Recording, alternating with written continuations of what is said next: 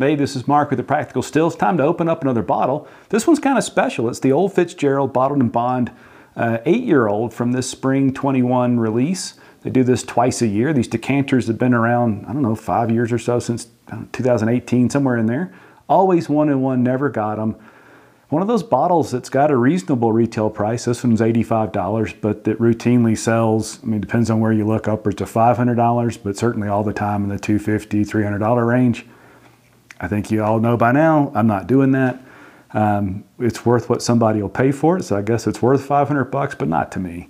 But because of that relationship that I've mentioned quite a few times with the local store, whose name I won't mention at the moment, and a special setup they have, because frankly, they're sick of whiskey geeks begging them for whiskey. They've got a great little system in place to reward the people that consistently shop there, so I was able to get this one at the MSRP. Very excited. Old Fitzgerald, best I can tell, the mash bill 75% corn, 20% wheat, and 5% malted barley. I like wheated bourbons. And this is, you know, Weller. The Weller brand is one line that dates back, or at least has ties back to Pappy Van Winkle. This is the other. The Old Fitzgerald brand started in the late 1800s.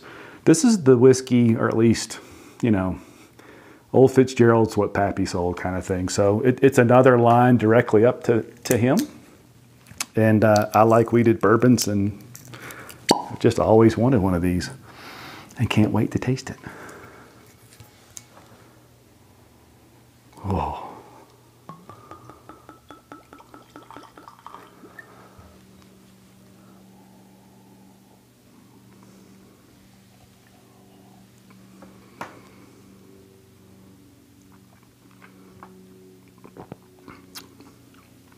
That's quite delicious. So, you know, if you remember, bottled and bond, got to be at least 4 years old, bottled exactly at 100 proof, one distiller, one distilling season. That's why they do this twice a year, the spring and then the winter, or whatever, spring and the fall distilling seasons.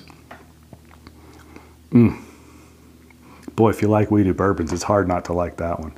And nothing really like the Buffalo Trace produced Weller line. It's completely different. It's much sweeter, but a heavy sweet, like a brown sugar. And the brown sugar is on the nose.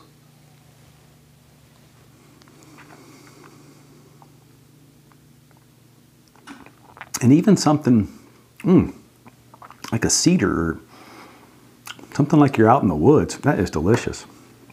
Now, at $85, I mean, that's retail, that's practical given what it goes for.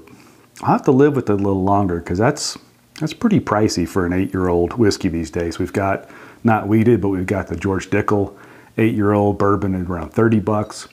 Even, this is a Heaven Hill owned brand, so is Larceny, so we're probably the same whiskey. You can buy a regular bottle of Larceny at 92 proof, I think, for, you know, 25 bucks. You can buy the barrel proof for 50 or 55.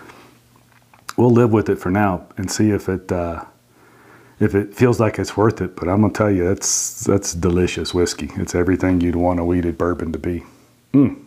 Wonderful. Have you had these decanters? Do you keep them around? I've only ever had one bottle I wish I'd kept that I got rid of. This one's very pretty. I may keep that, but you know, what's the limit? How many bottles can you have hanging around the house that are empty? But let me know in the comments if you've had this Old Fitzgerald. Have you had the older ones? This is the youngest one they've released so far. Some of them, I think there's a 15 or 16-year-old version not too far back, and maybe those are better. I don't know. This is delicious, and lately, the more I drink bourbon, the more I think that 8 to 10-year-old is the sweet spot. I think I'm going to enjoy this one. Would love to know what you think. Cheers.